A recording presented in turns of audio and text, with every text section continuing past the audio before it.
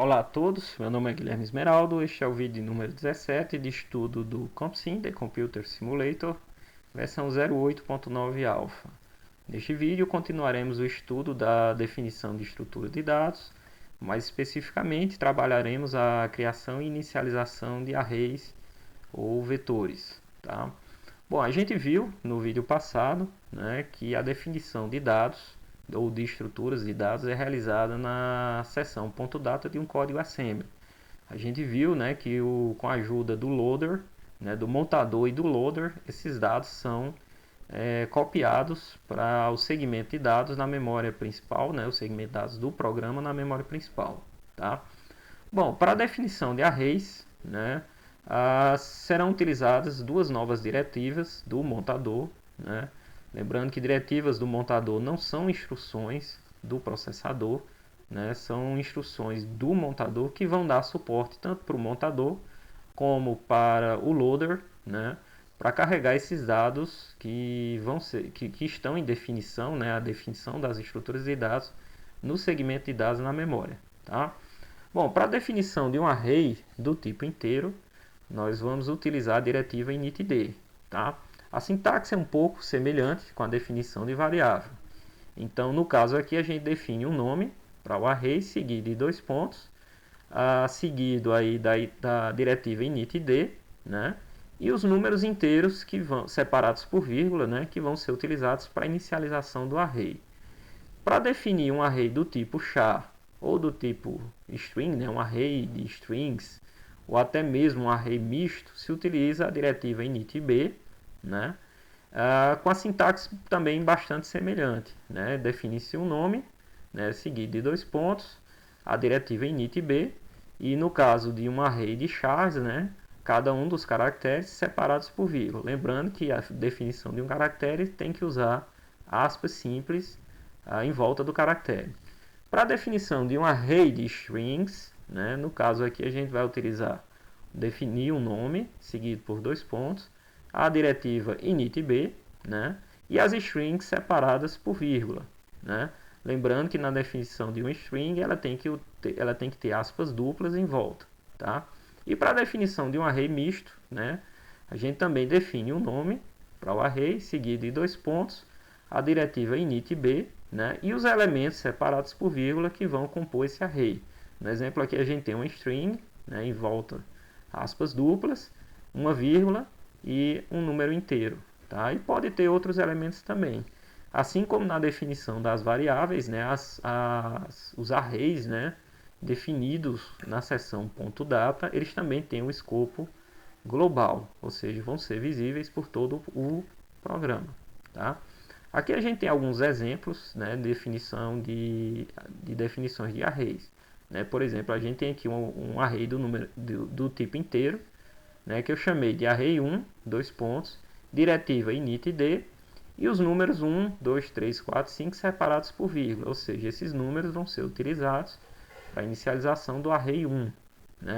Já para a definição de um array de char, de caracteres, a gente tem aqui array 2, seguido da diretiva initb, e os caracteres separados por vírgula. Lembrando que os caracteres eles têm que ter aspas simples.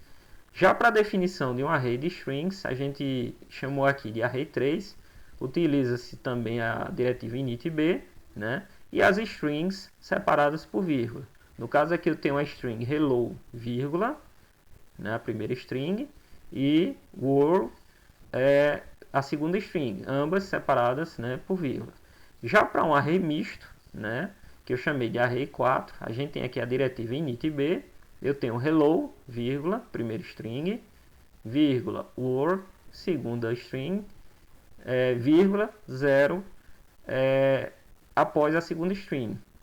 Então, no caso aqui, isso aqui seria mais ou menos a definição de uma string do tipo C, que é terminada com um byte new, ou seja, é terminado com o símbolo 0, que é o new, como a gente viu lá na tabela ASCII.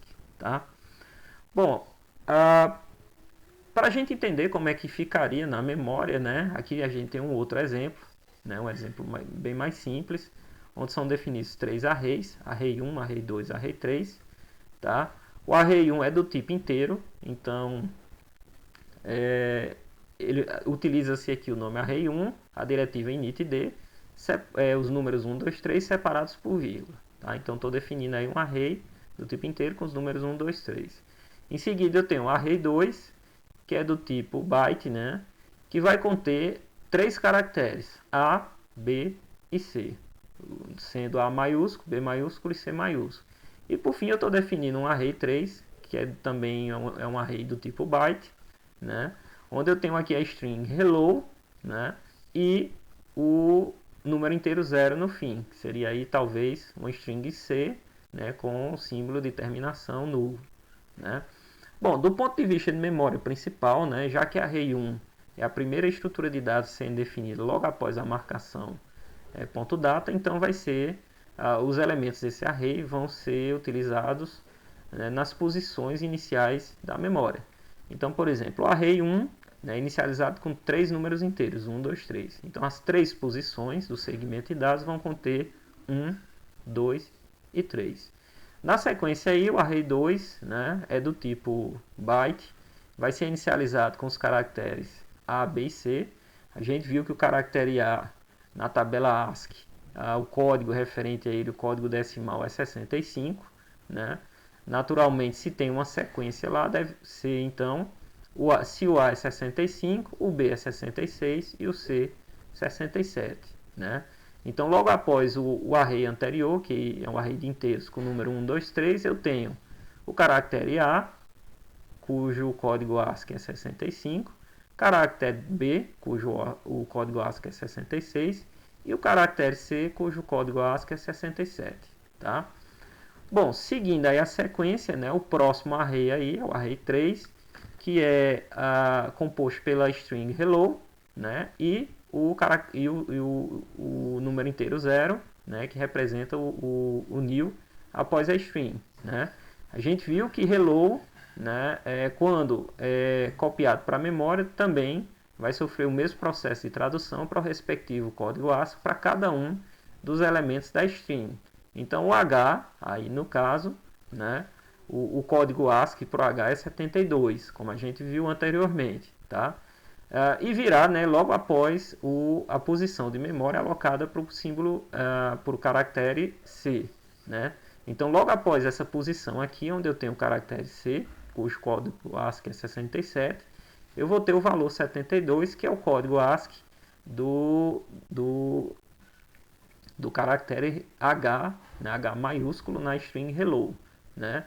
Na sequência eu tenho aí o código ASCII para a letra E minúscula, que é 101, L e L, né, 108, 108.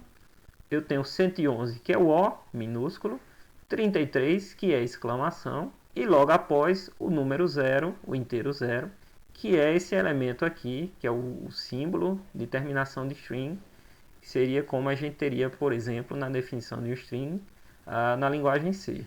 Tá? Então, pessoal, é isso. Até o próximo vídeo.